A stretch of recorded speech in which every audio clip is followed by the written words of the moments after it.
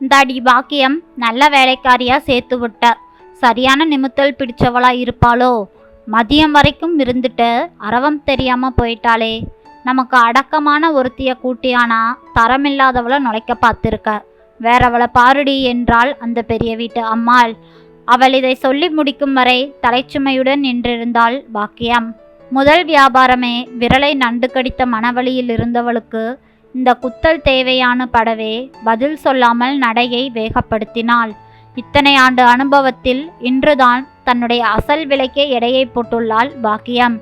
Government உத்தியோகம் பார்த்தவரு சொந்த இடத்துல ஏரியா வாங்கி முகப்புல பங்களா கட்டிட்டாரு. ஏக வசதியுடன் தான் வாழ்க்கை. என்ன பிரயோஜனம்? வயிற்று பழப்புக்கு தினமும் நாயா பேயா அலைஞ்சு மீன் விற்கிறவகிட்ட அடித்தட்டா பேரம் பேசி சாதிச்சு புட்டாளே. அவரோட பொண்டாட்டி விலை கட்டாதுன்னு சொல்லி இருக்கலாம். பொசுக்குன்னு முறைச்சிட்டு வீட்டுக்குள்ள போய் கதவை சாத்திக்கிருவா. அப்புறமா இந்த பெரிய அலுமினிய மீன் சட்டியை தூக்கிவிடா ஆள் தேர்றதுக்குள்ளேயே பாதி நேரம் கடந்துவிடும்.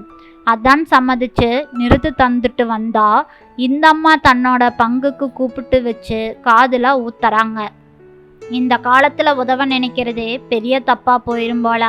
உள்ளுக்குள் புலம்பியபடியே அடுத்த தெருவுக்குள் நுழைந்தாள்.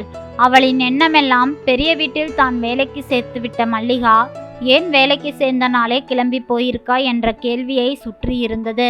மல்லிகா பெயருக்கு ஏத்தாப்புல நல்ல மனுஷிதான், ஒரு வகையில் தூரத்து சொந்தமும் கூட. ஜெயந்திபுரத்துக்கு மீன் வியாபாரத்துக்கு போகும் பொழுதெல்லாம் வீட்டில் இருந்தாள்னா கடுங்காப்பி தராமல் விடமாட்டாள். இவ்வளவு பிரியமா இருக்காளேன்னு கழிவு மீனை கொடுத்தாலும் வாங்க மாட்டாள். மீறி மல்லு கட்டி கொடுத்தா சிரிச்சுக்கிட்டே பாதி பணத்தையாவது அவளுடைய சட்டியில் வச்சு விடுவாள். எப்படி இந்த பொண்ணுக்கு இப்படி மனசு வந்தது? கணவன் கொண்டு வரும் சம்பளம் 3 பிள்ளைகளை வளர்க்கவே பற்றாத நிலையில்தான், யக்கா உங்களுக்குத்தான் நிறைய வீடு பழக்கமாச்சே, எங்கேயாவது வேலைக்கு சேர்த்து விடுக்கா, குடும்ப தேவைக்கு பயன்படுமில்லன்னு கேட்டா மல்லிகா. பார்க்கும் நேரமெல்லாம் அவளது இந்த நச்சரிப்பு தாங்காமலும் வாழ்க்கையில் சோடை இல்லாமல் இருக்கணும்னு யோசிக்கிற அவளோட அக்கறைக்கும் தான் உதவும் மனப்பான்மையில் அந்த பெரிய வீட்டில் வேலைக்கு சேர்த்து விட்டாள். போன வாரம் முழுவதும் வில்லாபுரமும் மீனாட்சிபுரமும் ஏரியா போய்கிட்டதால் விபரம் எதுவும் தெரியாமல் போச்சு. இனி எதிர்படும் போதெல்லாம் அந்த அம்மா இந்த பேச்சை பேசியே நம்மளை தொலைச்சி எடுக்குமே, என்ன செய்யறது என்று தெரியாமல் விழிப்பிதுங்கி நின்றாள். ஏ பாக்கியம், என்ன மீன் வச்சிருக்க என அடுக்குமாடி குடியிருப்பில் பெண்மணியின் குரல். நீங்க வாங்குற மீன் இருக்கு, லிஃப்ட் வேலை செய்யுதாமா? பாக்கியத்தின் இந்த கேள்விக்கு அதெல்லாம் வேலை செய்யுது வாத்தா என செக்யூரிட்டி அழைக்கவும், அப்பாடா காலுக்கு கொஞ்ச நேரம் ஓய்வு என எண்ணியபடியே லிஃப்டில் ஏறி சென்றாள் பாக்கியம். மீன் தெளிவாக இருந்ததால் பக்கத்து வீட்டுக்காரர்களும் வாங்கிவிடவே 1 கிலோவுக்கும் குறைவாகவே மிச்ச மீன் கிடந்தது. செக்யூரிட்டியிடம் நேரத்தை கேட்டாள். மணி 12:30 என்றான். அடித்து கொள்ளும் மனசோடு குழம்பி கிடக்கும் மனக்குழப்பத்துக்கு விடை தேட மல்லிகாவை நேரில் சென்று பார்த்தால்தான் என்ன என அவளுக்கு யோசனையுடன் வீட்டுக்கு திரும்ப போகவே பாக்கியத்துக்கு தோன்றவில்லை.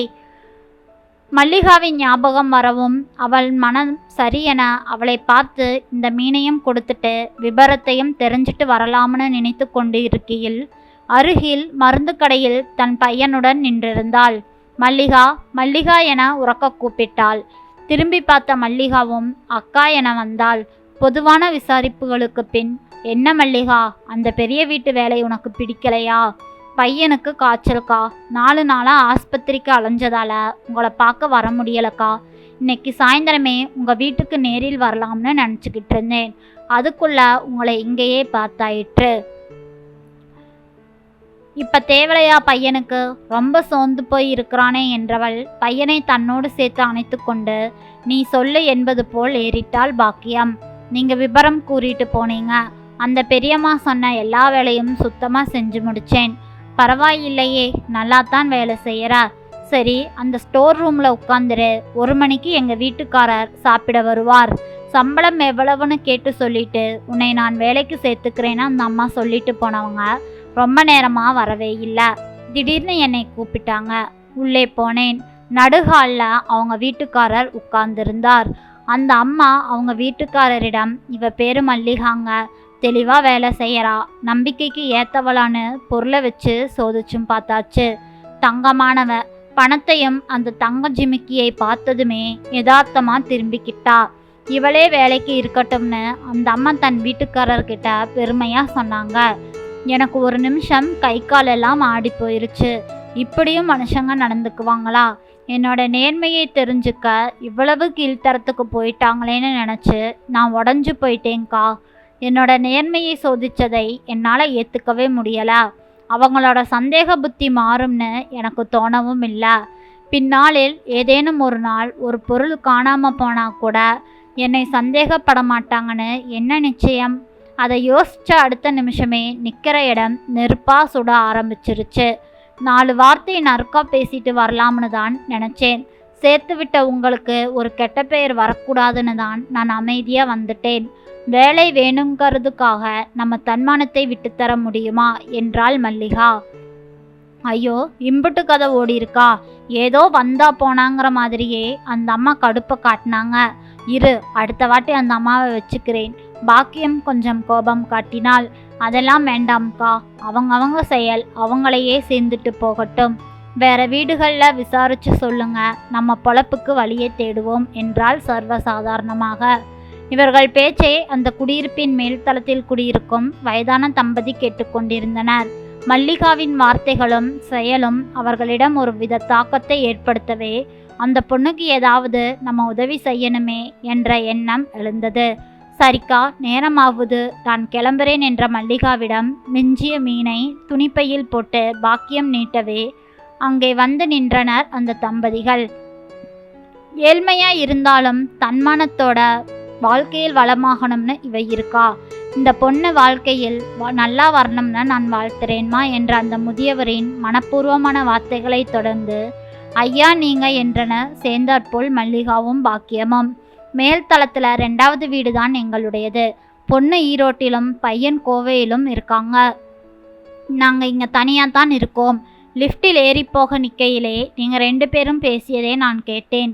உன்னை மாதிரி நியாயஸ்திய வீட்டில் வச்சுக்க ஒரு குடுப்பனை வேணும். எங்களுக்கும் உன்னை மாதிரி ஒரு துணை தேவைதான். இதோ பார் மீன்காரம்மா, முழு நேரத்துக்கு எங்கள் வீட்டில் வேலை கிடையாது. இந்த பொண்ணை வர சொல்லு, வேலையை பார்க்கட்டும், நியாயமான சம்பளம் கொடுத்துட்றோம். இவளின் வேலையை பார்த்து எங்கள் அக்கம் பக்கத்து வீட்டுக்காரங்களும் பாத்திரம் கழுவ, துணி துவைக்க, வீடு பெருக்க என சின்ன சின்ன வேலைக்கு கூப்பிடுவாங்க. அதுலேயும் ஒரு நல்ல வருமானம் வரும். சம்மதம்னா 1ஆம் தேதி மல்லிகாவை எங்கள் வீட்டுக்கு வர சொல்லுமா என்றார் பெரியவர். மல்லிகா, உனக்காக நான் என்னத்தை வேலை தேடுறது? உனக்கு வேலை வழியில் வந்து இழுக்குது. சந்தோஷமா போ. ஐயா, ரொம்ப நன்றிங்க ஐயா.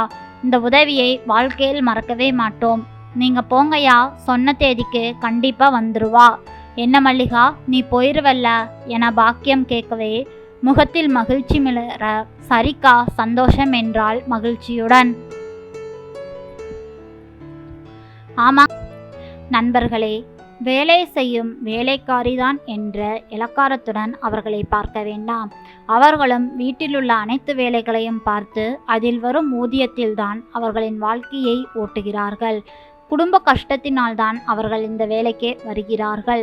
அவர்களுக்கும் தன்மானமும் சுய கௌரவமும் உண்டு என்பதை நினைத்து நாம் அவர்களை மதிப்புடன் நடத்தலாம்.